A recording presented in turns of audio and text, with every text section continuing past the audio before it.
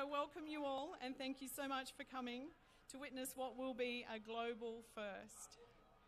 We can all be very proud of something so significant. And again, can I ask you all to come in nice and tight so that when we cross live to South Africa, they're going to be able to see everybody here. So I'm going to share my story with you over the next few moments, and would like to say right now that if 12 months ago someone had told me that I would be standing here in front of you now in the centre of Melbourne paying honour to our beloved lions, I wouldn't have believed them. So if I sound nervous, it's because I am. So I'd like to begin by honouring the planet that supports us, the original custodians of all continents, nature in all her loving glory, and the animal kingdom for being our constant companions and loving us unconditionally. If we were only better listeners, able to drop deep into the matrix of life, we could be better and more loving guardians. Lions are the king of the jungle, our ancient symbols of royalty, stateliness, bravery, and courage, and the symbol of one of our sponsors, Holden. Thank you for participating tonight. Good on you, Rory.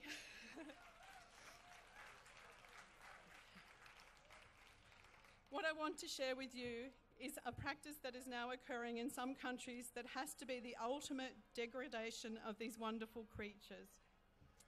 For those of you that don't know what captive breeding or canned hunting is, it's the farming of wild animals, specifically lions, purely for the bullet. That's right, bred to be shot dead for fun. You surely can't call it sport when the animal is in a confined area or a compound. This industry is unscrupulous, cruel, and barbaric, and many Australian volunteers go to these places believing they are assisting in conservation efforts, raising orphan cubs, but the truth is that these cubs have been torn from their mothers a few days after birth to be hand-raised, never again to be reintroduced to the wild as they have been human imprinted. Around 150 to 170 breeding farms have more than 8,000 lions, as well as other animals waiting to be shot dead. These animals are often drugged and baited, with the brave trophy hunter shooting several bullets into the body as they wish to preserve the head of an animal that's fenced and poses no threat to them whatsoever, as it's been humanised. The lions often approach the vehicle thinking they are going to be fed. This is canned hunting. This industry is in response to the need some humans have for instant gratification, giving hunters an efficient, cost-effective and guaranteed kill. I strongly believe, and I suspect that many of you do too, that animals have a right to exist in the wild without human interference. They are not on this planet to serve us. In 2011, I attended a workshop hosted by scholar, author, teacher and founder of sacred activism, Andrew Harvey, and at the White Line Protection Trust in Timbavati, which is about 8 hours north of Joburg. First morning out, in the vehicle with Linda Tucker, who's the CEO of the Trust, and Andrew, we came across the Royal Pride, which is 2 lionesses and 3 lions, and as we came upon them, they sat upright. I'd never seen a lion in the flesh before, and I was blown away at the sight. I couldn't believe that such beauty existed. And as we sat, my heart racing, and I can tell you, one of the young males locked eyes with me, and my life changed forever.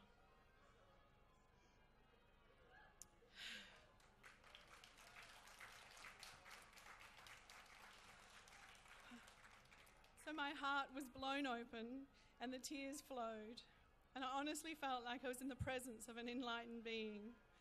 And despite being a bit of a spiritual traveller, I had never had this experience.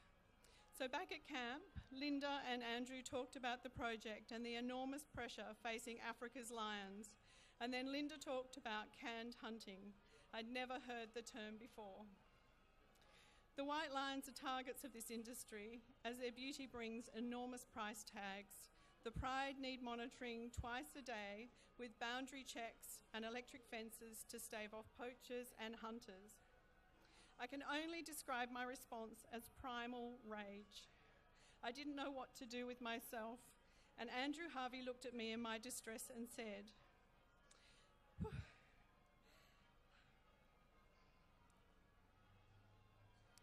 "Now that you've been brought to your knees in your deepest despair, your indignant rage at the injustice, now that your heart has been broken wide open, I want you to take this heartbreak and transform it into passionate, sacred action. When you act from this place, you can change the world." Africa is under siege, and it's my belief that countries like ours need to put pressure on their African counterparts. There is endemic corruption and enormous poverty, and blindsided by lucrative offers that sell off what they can to the highest bidder. Wildlife is not for sale. It belongs to the planet.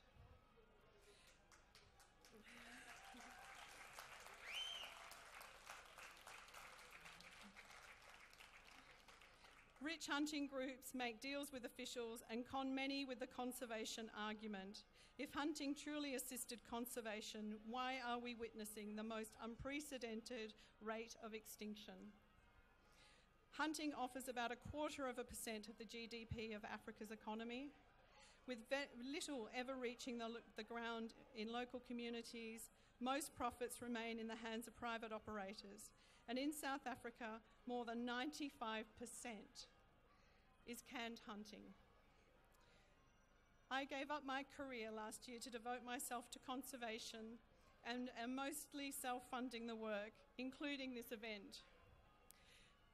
Last year, Ian Michler, an expert professional conservationist from South Africa, accepted an invitation and came to Australia along with Roderick Campbell, economist at the Australia Institute.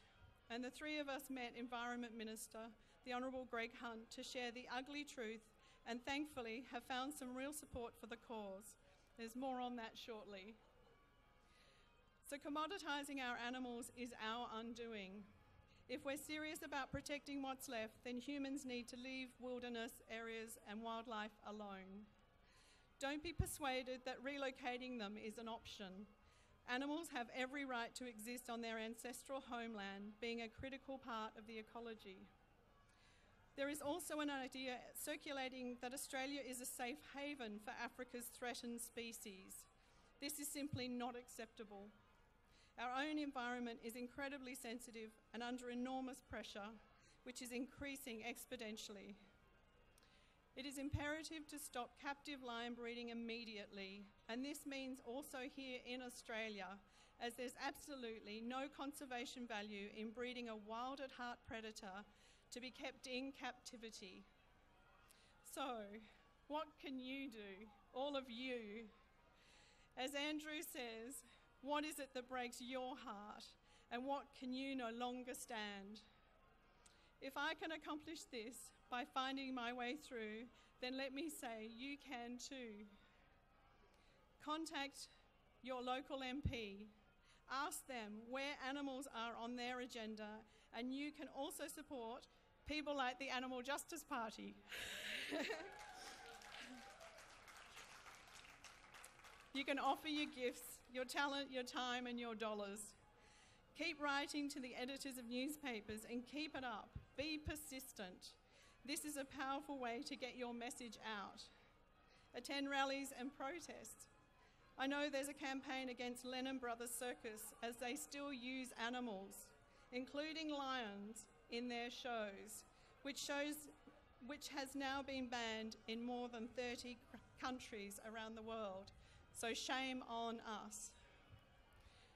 The member for Latrobe, Jason Wood, had never heard of canned hunting until I made him aware of it, and he is about to tell you where that has led. So when you leave here, you may be feeling like you want to take action, and I certainly hope you do. There's an upcoming election in New South Wales. The Fishers and Shooters Party, and specifically Robert Borsack and Rob Brown, want to retain their seats. I know many were outraged at the 2 seats in Victoria that went to them only because of preferences? Are we going to let them dictate and have power in Parliament when they perpetuate crimes against nature? You can make changes, you can act as I have. So before we cross to our special guest in South Africa, can I just impose on you for 2 more minutes to give thanks, firstly, to my mentor Ian Michler, who's in South Africa and came out here last October, to Pippa Hankinson, who's a beautiful woman who in pearls and coral lipstick tackles a tough and evil industry as her life's work and inspires me to be more courageous every single day.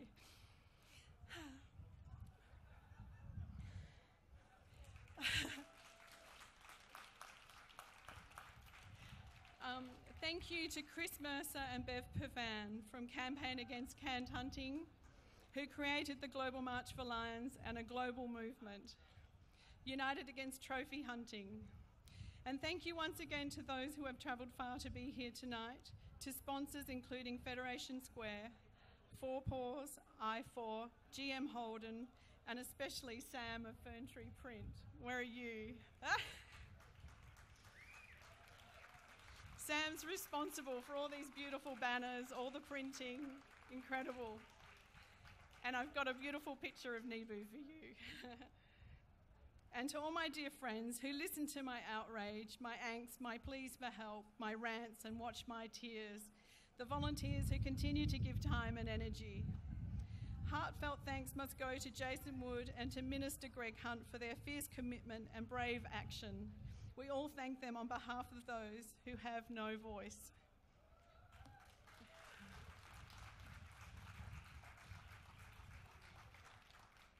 So it's now time to cross live to South Africa.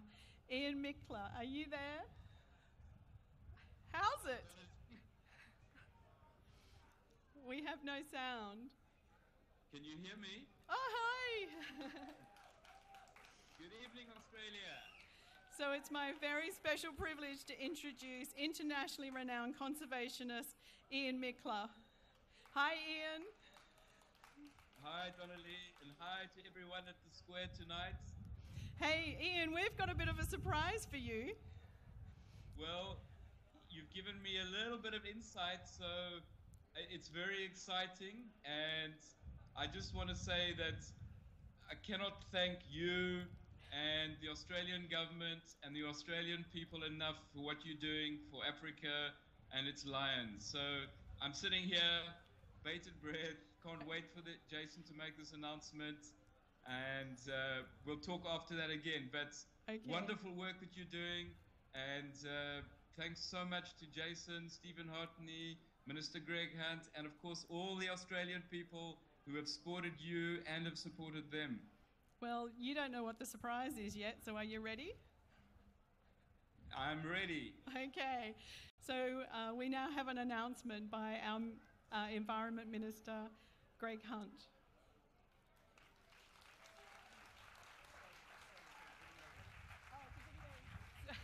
We're just waiting for the connection. Good evening, Okay. and thank you for your commitment to protecting the great, the magnificent, the majestic lions of the world. We all know these are some of the most iconic creatures. They are listed as vulnerable by the IUCN, and they are subject, sadly, to a deeply inhumane practice which, on each of our watches, we have to regard as unacceptable. In our own way, we are all custodians of the great creatures of the world.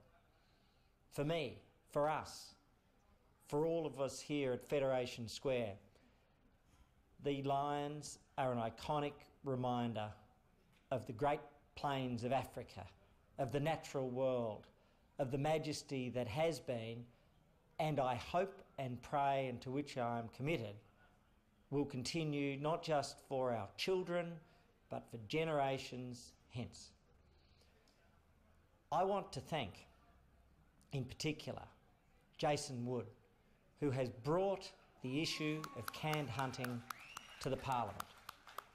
I frankly was not aware that such a practice could exist in the 21st century. It's a hangover from the 19th century in the 21st century. And Jason has been unrelenting. He has been passionate, he has been committed, and he's been deeply factual.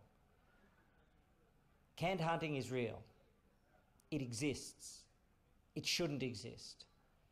It is about raising the most majestic of creatures for a singular purpose, and that is to kill them, to shoot them for pleasure and for profit. It is done in inhumane conditions. It is involving things such as raising and then drugging, and in many cases baiting. It's simply not acceptable in our day, in our time, on our watch. Each of us has a certain measure where we have the capacity to make a difference. Jason has done that. You have informed him. You are part of a broader global movement, and I thank you for that. He's been backed in the Parliament by Warren Entsch and Alex Hawke, among others. But it is the people that have driven this change. So tonight, I want to announce that Australia is committing to be a leader in ending the insidious practice of canned hunting. I have signed an order to prevent the importation into Australia of African lion parts and remains. This order will take effect immediately. It is part of the global movement, and I hope a significant part of the global movement to end canned hunting forever. It is a practice that never had a time, but it is a practice whose time has surely come to pass. Congratulations. Each of you has done something real and significant and important. This isn't the end, but I hope it is the beginning of the end for canned hunting. Have a great evening. Take a moment to feel a little bit of pride in what you've done. Together we are doing our best to protect the great, the majestic African lion.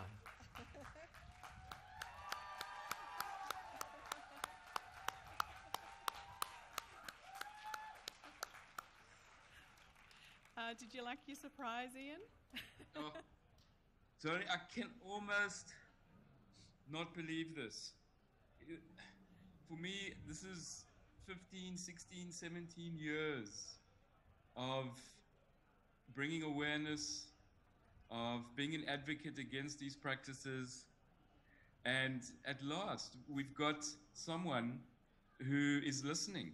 And Australia needs to be immensely proud of showing this vision, taking this lead. And I have an appeal to my own government, is they must actually listen to what Minister Greg Hunt has just said, because this is only the beginning of a global campaign. I head to Europe tomorrow to address the European Parliament, and it's going to be unbelievable to be able to take with me this news to the European nations to say, look at the lead Australia has taken.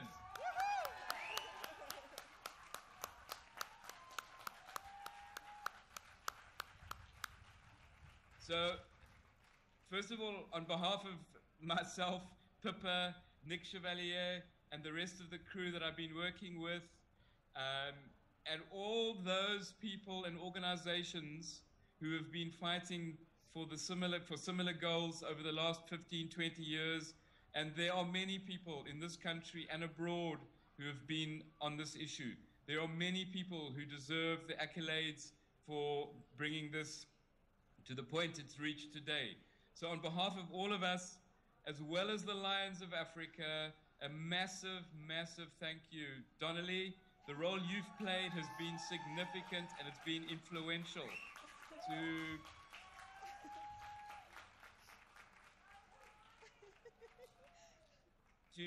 also to Jason Wood, to Stephen Hartney, and of course then to Minister Greg Hunt. Thank you for listening.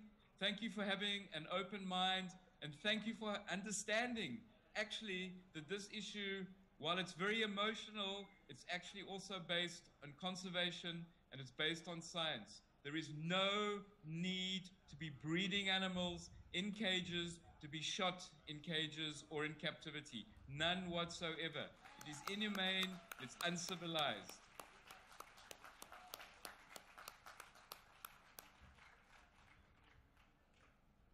So all I can say is I actually am, to a degree, a little speechless as well. I mean, it's going to take a few days to sink in, but thank you, thank you, thank you.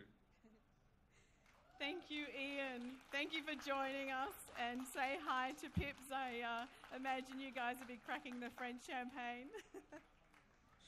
Yeah, and we've got our Ugg boots on. And nice to see you behind your shirt. This is seriously, Donalea, just incredible news, incredible news. There's still a lot of work to be done, and but Australia has set an incredible example. So thank you to the country, thank you to the people, and of course, Donalea, for the love of wildlife and you've been instrumental. So thank you again. No, it's my pleasure. Thank you, Ian.